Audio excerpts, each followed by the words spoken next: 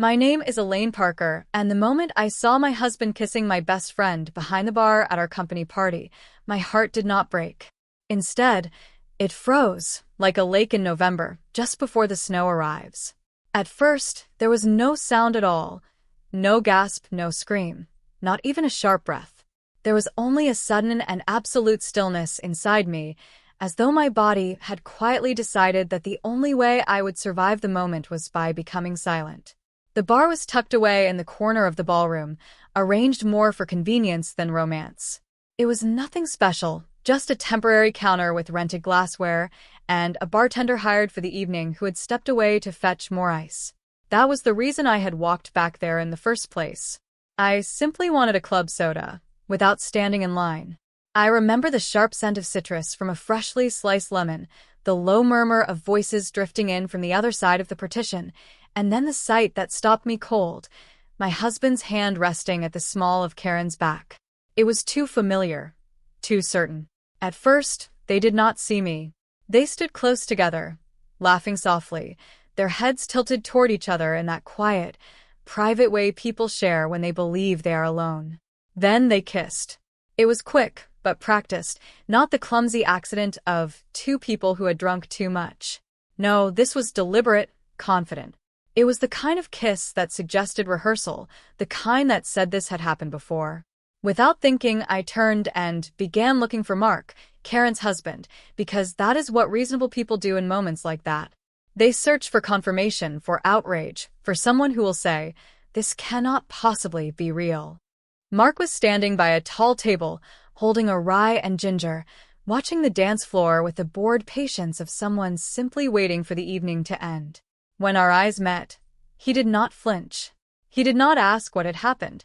Instead, a small smirk curled at the corner of his mouth, and something about that expression made my stomach tighten. "Calm down," he said quietly, as casually as if he were giving advice about traffic. "The real show is about to begin." That was the moment I understood that what I had witnessed was not merely an affair. The evening had been meant as a celebration. 35 years in business, a proud Canadian success story, as our CEO liked to remind everyone. The event was held in a downtown hotel ballroom in Mississauga, not far from the airport, chosen mainly for convenience, since several senior staff members had flown in from different provinces. The room was filled with round tables covered in white linen, modest floral centerpieces, and the polite, well-mannered chatter of people who had worked together long enough to stop trying to impress one another. I had dressed carefully that night. Nothing flashy. Just a navy dress, a simple strand of pearls, and comfortable shoes. At 59, I was not competing with anyone, but I was not trying to disappear either. I had worked for the company for more than 20 years, and I had been married to my husband, David, for 32. We had shared offices, mortgages, family vacations, and the quiet understanding that develops after building a life together in a country where people are raised to be practical, prepared, and fair. Karen had come into my life through work as well. She joined the company a few years after I did, and over time we became close in the way women sometimes do when they are navigating the same professional pressures. We often took our lunches together. We talked about aging parents, about adult children trying to find their place in the world, and about the small humiliations of growing older in workplaces that claim to value experience but still chase novelty. Our husbands eventually became friends simply through proximity. There were golf games, backyard barbecues, and occasional shared weekends at cottages up north. Nothing remarkable, just ordinary life. I stood behind that bar longer than I should have, my hand still resting on the counter, my glass empty. Karen eventually noticed me. Her eyes widened, but only for a brief second. David turned next. When he saw me, his face did not flush or pale. Instead, his expression settled calmly, as though he had been expecting this moment and felt relieved that it had finally arrived. I nodded once, not out of forgiveness or understanding, but merely as acknowledgement. Then I walked back into the ballroom. People often describe shock as something dramatic, but mine felt strangely practical. I noticed the glowing exit signs. I heard the steady hum of the HVAC system. I realized my feet were perfectly steady as I crossed the carpet to collect my coat. I even smiled at a colleague who waved in my direction. I told them I was not feeling well and left quietly, without ceremony. Outside, the night air was cool and carried a faint scent of jet fuel. Planes passed overhead, their blinking lights moving slowly across the dark sky. I sat inside my car for a long time before starting the engine, my hands folded neatly in my lap. Mark's words echoed in my mind. The real show is about to begin. When I got home, I did not turn on the lights. I made a cup of tea and sat at the kitchen table, listening to the familiar sounds of the house, the refrigerator cycling on and off, the quiet ticking of the wall clock. I replayed the evening again and again in my thoughts. Not just the kiss, but the months that had led up to it. The sudden late meetings, the shared projects, the way Karen had begun finishing David's sentences at dinner and laughing it off as coincidence. My thoughts drifted to work as well. Rumors of restructuring, hushed conversations in hallways, the strange feeling that decisions were often made long before anyone bothered to announce them. David returned home sometime after midnight. He did not apologize. He did not attempt to explain. Instead, he simply said we would talk soon. He told me things were complicated and suggested I should get some rest. I went to bed without answering him. As I lay in the darkness, I realized something important. Anger would come eventually, and grief would follow. But that night, the emotion settling over me was something else entirely. Clarity. It was the quiet understanding that whatever was unfolding involved more than just my marriage or my friendship with Karen. There were plans already in motion, and somehow I had stumbled onto the stage. If Mark was correct, then what I had witnessed was not the end of something. It was the beginning. The morning after the party arrived quietly, the way Canadian mornings often do, without drama or announcement. Pale sunlight filtered through the kitchen window, reflecting off the fresh snow that had fallen overnight. Outside, everything looked clean and untouched, and somehow that felt almost insulting. David had already left for work. His side of the bed was cold.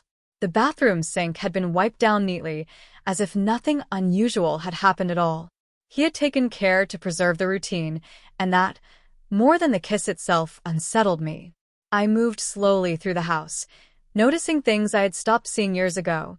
The framed photographs from our cottage trips in Muskoka, the dent in the hallway wall from the day we carried the dresser upstairs by ourselves. 32 years of shared life does not collapse in one night. It shifts. It rearranges itself into something unfamiliar. I made coffee and sat at the table, the same one where Karen and I had shared countless cups while complaining about deadlines and teenagers. The chair across from me was empty, but I could almost hear her voice, light and knowing, as if she'd always been one step ahead of me. At work, the building felt different, though nothing had changed. The same reception desk, the same muted reminders about workplace conduct taped to the bulletin board.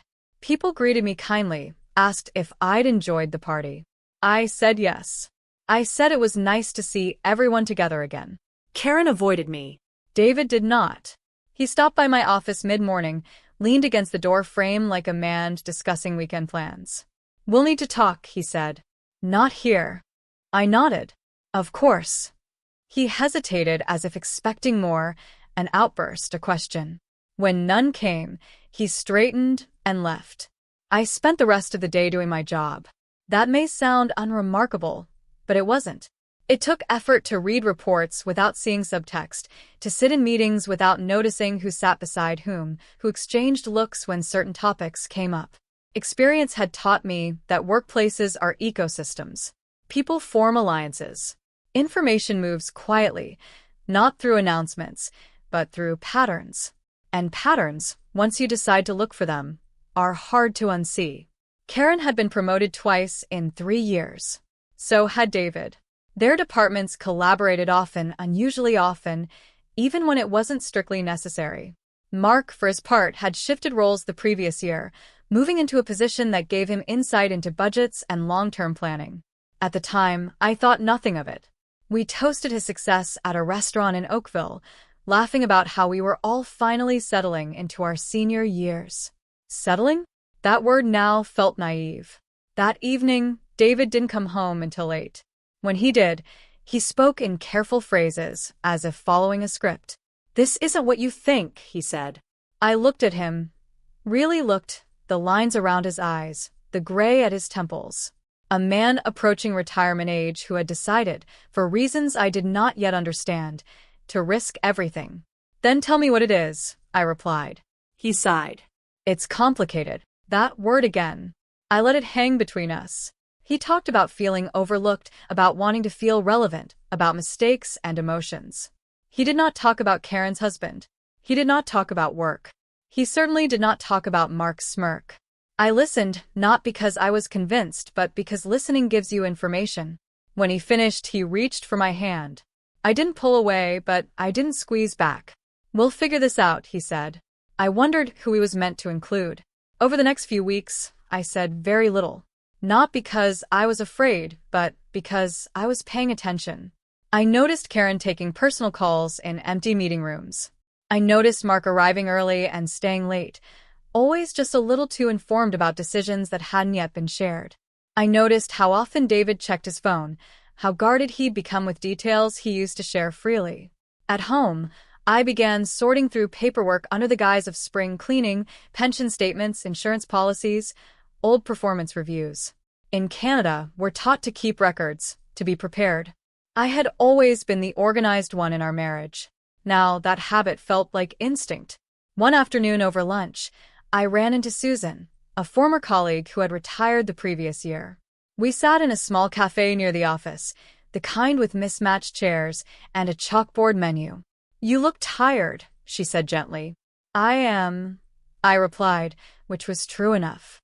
We talked about retirement, about how restructuring had changed the company, about how certain people always seemed to land on their feet. Susan stirred her soup thoughtfully. "Just be careful," she said. "These things are decided long before they're announced, and not everyone at the table knows they're on a menu." That night, I lay awake listening to David's breathing beside me. I thought about loyalty, about how easily it can be mistaken for blindness. Karen had been my friend, or at least I had believed she was. Mark had been part of our shared circle. Their betrayal felt coordinated, not impulsive.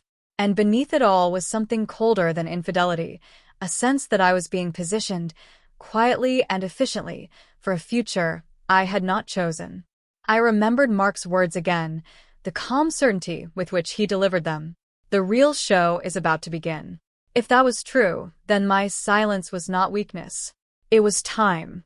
Time to see the full shape of what was unfolding. And time, I was beginning to understand, was something I still had. By early spring, the city was shedding its winter coat and patches. Dirty snow clung to the edges of parking lots, and the air carried that damp smell that comes when the ground finally remembers it can breathe again. At work, everything appeared calm on the surface, but underneath something was shifting. I stopped looking for explanations and started looking for evidence. It began, innocently enough, a question about a budget line that didn't quite add up. A request for clarification on a timeline that had changed without notice. I had spent decades in this company. I knew how numbers behaved when they were telling the truth and how they looked when they were being coached. David and Karen were both careful, but familiarity breeds small mistakes. An email copy to the wrong distribution list, a draft document saved in a shared folder instead of a private one. Nothing incriminating on its own, but together they formed a pattern, one that pointed less toward romance and more toward planning. I printed what I could quietly and saved digital copies of the rest. I told myself I was being prudent, not paranoid. In Canada, we like to believe systems protect us, but anyone who's lived long enough knows systems are run by people, and people have interests. Mark's role gradually became far more obvious. He had access to projections and long-range forecasts, the kind of information that quietly determines who remains in their position and who eventually receives a polite severance package accompanied by a handshake. For years I had thought of him as practical, almost boring. But now I saw him in a different light. He wasn't boring at all. He was simply detached. One afternoon I noticed him slip out of a meeting early, his phone pressed against his ear and his expression unusually relaxed. About 10 minutes later Karen followed, her face flushed and her attention scattered. David appeared last, pausing briefly to scan the hallway before returning to his office. The entire sequence almost felt choreographed. At home, I continued what had become a quiet personal audit. I reviewed my pension contributions, verified my years of service, and carefully examined the clauses connected to early retirement and restructuring. Under the pretense of a routine inquiry, I contacted the plan administrator and asked questions I should have asked years earlier. The responses were courteous, precise, and unsettling. There were situations in which someone like me could be encouraged to leave sooner than expected. Other situations in which my benefits might shift. None of it was illegal. It was simply efficient. Gradually, I understood why no one had confronted me openly. Why David spoke in vague terms. Why Karen avoided meeting my eyes. Their betrayal wasn't purely emotional. They were maneuvering around me professionally as well. One evening, after David had gone to bed, I opened his laptop. We had always shared passwords. Trust often becomes a habit over time. I didn't bother looking for personal messages. I didn't need to. Instead, I found calendar entries, meeting summaries, and draft proposals that had never been mentioned in our home. There it was in clear, unmistakable text, a proposed reorganization designed to merge departments, eliminate redundancies, and streamline senior positions. My role was marked as transitioned. Karen's responsibilities were expanded. David's position remained protected.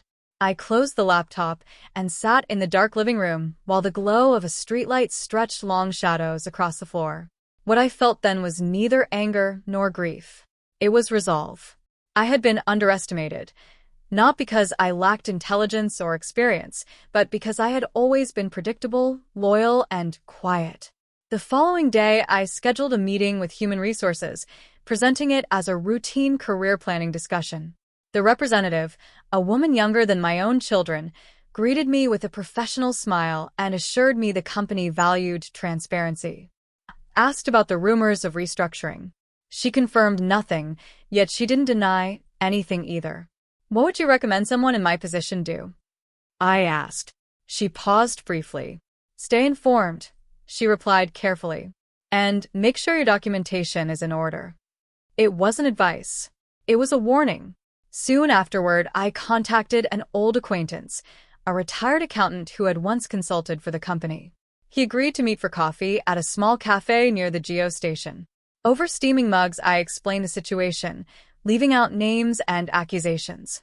He listened patiently, nodding now and then before finally saying, "This isn't about the," he cleared his throat, "affair. That's just noise. This is about control." The word lingered in my mind. Control. Karen wanted advancement. David wanted security. Mark wanted leverage. And I, it seemed, had become an obstacle, one they assumed would quietly step aside once the music stopped. I didn't confront any of them. Confrontation would only reveal what I already knew. Instead, I observed. I asked neutral questions. I smiled when necessary. I took notes. At home, David began growing restless. He asked if I was all right, if we were all right. I told him I was tired. That was true, though it wasn't the full truth. One evening while we sat across from each other eating dinner, he casually mentioned the possibility of early retirement, presenting it as though it were an act of kindness. "You've given so much to the company," he said. "Maybe it's time to start thinking about yourself." I met his gaze. "I am," I replied. He didn't seem to notice the shift in my tone. Or perhaps he did, and chose to ignore it. By then, I understood something else. Whatever was coming had already been set in motion, meetings arranged, decisions drafted. The show Mark had once promised wasn't a single moment. It was a process. And processes, unlike passions, leave trails. I stopped listening to explanations. From that point forward, I followed the paperwork instead of the lies. It took me longer than I'd like to admit to understand why Mark had told me to stay calm that night. At first I assumed it was arrogance, the kind of confidence men sometimes display when they believe they have already won. But as spring deepened and more pieces surfaced, I realized his calm had been deliberate. He hadn't warned me out of kindness. He had been certain that I wouldn't matter.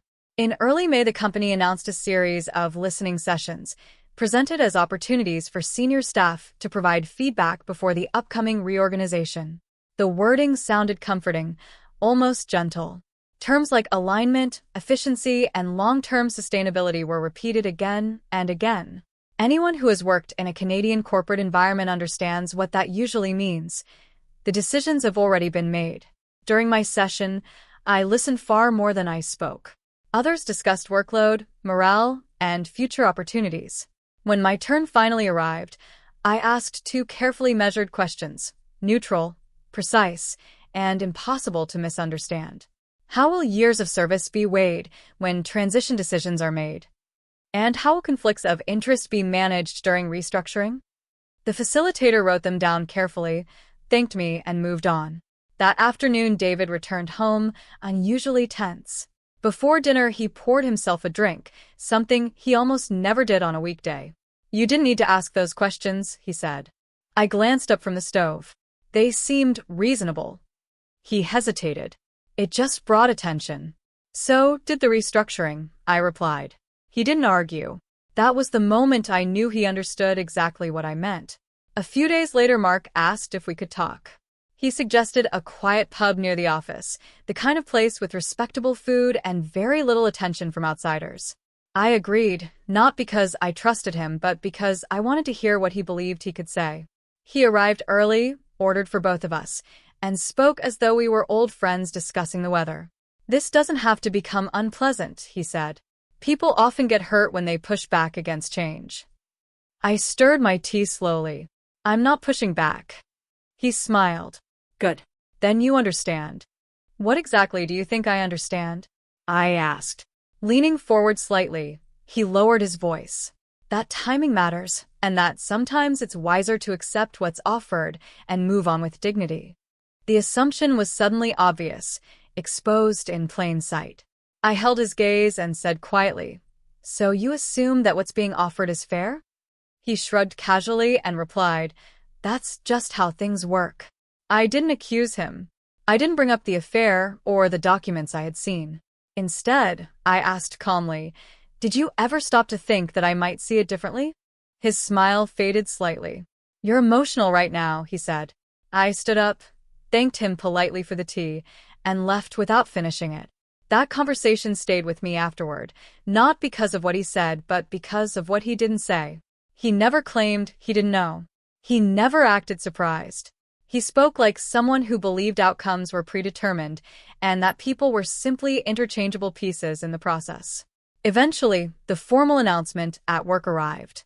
Departments would be merged, positions reviewed, and certain senior employees would be supported as they transitioned into the next stage of their lives. The wording was almost gentle. My name appeared on the preliminary list scheduled for review. Karen's name did not appear there, nor did David's. I requested a meeting with senior management, explaining that I needed clarification. This time, however, I arrived prepared with documentation rather than accusations. I presented facts, timelines, overlapping responsibilities, and decision-making structures that blurred ethical boundaries. As I spoke, the room remained quiet. I kept my voice steady and my language precise. I never mentioned personal relationships. I didn't need to. The professional conflicts became obvious once they were clearly outlined. When I finished, one of the executives asked a single question. "Why are you bringing this forward now?" I answered honestly. "Because I was told to stay calm." There was a pause in the room. Then another executive said quietly, "We'll need to review this." I had learned that the moment something enters the review stage is often the moment when power begins to shift. The consequences did not appear immediately. Investigations rarely move quickly. But meetings were postponed and decisions were delayed. Karen's confidence began to waver. David grew quieter and more distant. Mark stopped smiling whenever he passed me in the hallway. At home one evening, David finally asked, "What do you want?" I thought carefully before answering. "I want transparency," I said, "and accountability." He rubbed his face slowly, looking older than I had ever seen him. "This was never meant to hurt you." "That's the problem," I replied calmly. "You never stopped to consider whether it would." There were no raised voices, no dramatic confessions, only the slow unraveling of long-held assumptions. By the time summer arrived, It had become clear that the restructuring would not proceed as originally planned. External advisors were brought in. Positions were reassessed. The narrative gradually shifted from efficiency to integrity. At that moment, I understood what Mark had meant earlier when he referred to the real show. He had believed that the outcome would belong to them, that they would control the perception while others quietly absorbed the consequences. What he had not anticipated was my refusal to play the role he had already assigned to me. I never raised my voice. I never asked for sympathy. I simply refused to disappear quietly. And once that decision was made, everything began to change. After the review process started, the pace of everything slowed noticeably. Meetings were postponed or rescheduled. Emails arrived later than usual. In hallways and conference rooms, people began choosing their words more carefully. It was the kind of stillness that settles over an organization once it realizes it is being observed. I made no effort to draw attention to myself. That restraint was intentional. In my experience, when people believe you are no longer a threat, they relax. They talk more freely. They make assumptions. And assumptions often reveal more information than direct questions ever could. At work, I arrived on time and left on time. I completed my responsibilities thoroughly.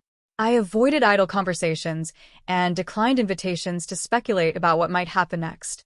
When colleagues asked how I was coping with the uncertainty, I gave them an honest answer, just not the entire truth. I'm taking things one step at a time, I would say. At home, I began preparing quietly, not out of revenge, but out of self-respect. I updated my will. I separated digital accounts that we had once shared out of convenience. I reviewed our joint finances and quietly opened an individual account under my own name. None of these actions were driven by anger. They were guided by clarity. David noticed the growing distance between us, though he did not yet understand what it meant. One evening he asked if I wanted to take a few days away together, perhaps travel north while the weather was still pleasant. Not right now, I told him. There's too much happening. He nodded, though uncertainty lingered in his eyes. For the first time in our marriage, I was no longer reacting to his decisions. I was making my own. Karen eventually tried to break the silence. One afternoon, she stopped by my office, pretending she needed to discuss a project.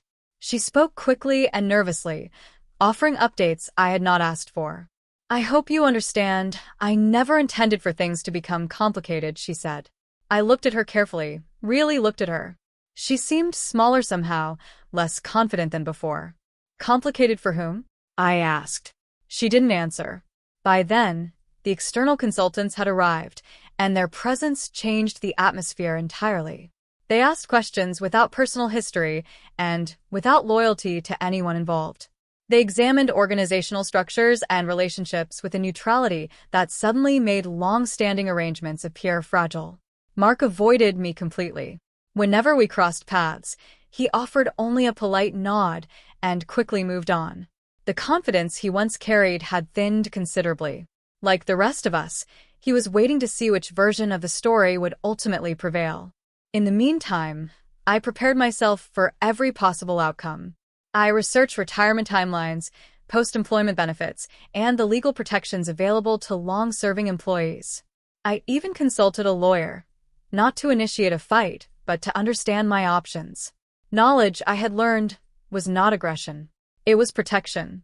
There were moments when anger surfaced, usually late at night, when the house was silent and the weight of betrayal settled heavily on my chest.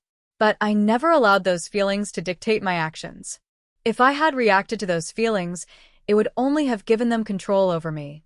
Instead, I remembered something my mother used to say: when the truth stands with you, there is no need to hurry. Truth knows how to wait. As the summer continued, the company arranged a formal review meeting with senior leadership. Invitations were sent out, and although the agenda looked brief, the message behind it was obvious. Important decisions were about to be announced. The evening before the meeting, David tried again to speak with me. I never imagined things would reach this point, he said quietly. That's because you never imagined I would discover it, I replied. He looked at me then, really looked at me, and for the first time since the company party, I saw fear in his eyes. It wasn't the fear of losing his job. It was the fear of losing the version of me he had always assumed would remain unchanged. That night, I slept peacefully. The next morning, I chose my clothes with care. Not to impress anyone, not to intimidate anyone, simply to present myself as I was, steady, composed, and prepared. As I stepped out of the house, I felt neither excitement nor dread. There was only a calm readiness inside me. Whatever would happen next would not define me. I had already taken back what mattered most. Everything was set.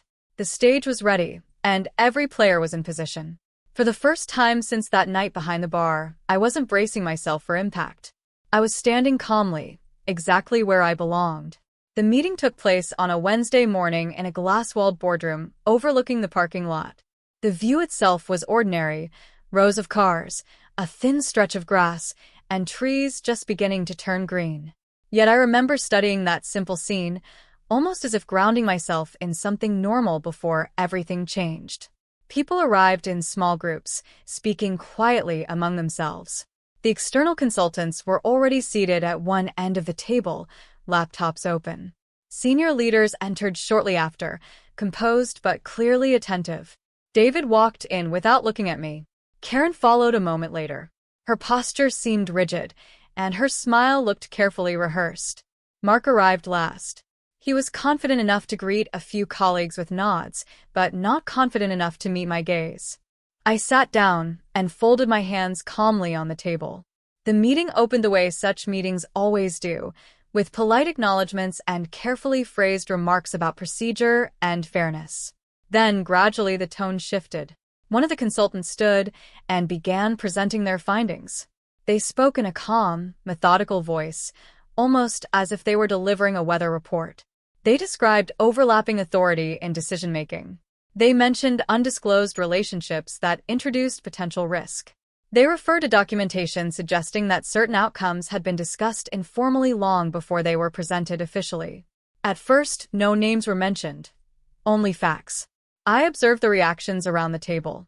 Some people frowned. One executive leaned back in his chair, arms folded. Another began taking notes more quickly than before. Eventually, the names were introduced, not dramatically, simply with precision. Karen's role, David's participation, Mark's access to sensitive information. The room fell completely silent. I was then asked to speak briefly. I stood, aware of the steady rhythm of my breathing. "I'm not here to speculate about anyone's motives," I said calmly. "My intention is only to explain the consequences. When decisions are made without transparency, the damage extends beyond individuals.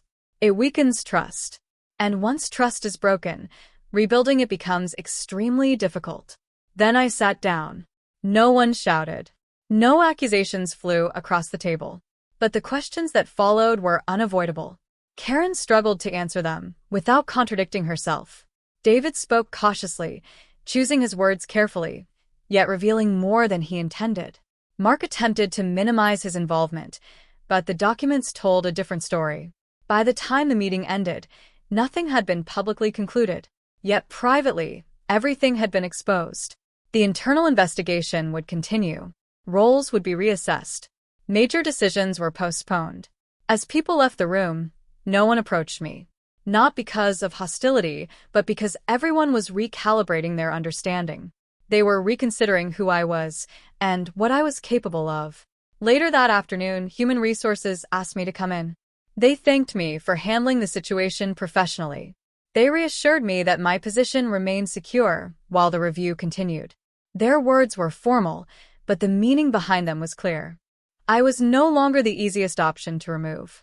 That evening, David sat across from me at the kitchen table, the same table where we had shared countless ordinary conversations over the years. "I didn't expect things to end like this," he said quietly. "They haven't ended," I replied. "They've simply become visible." He asked if there was anything he could do.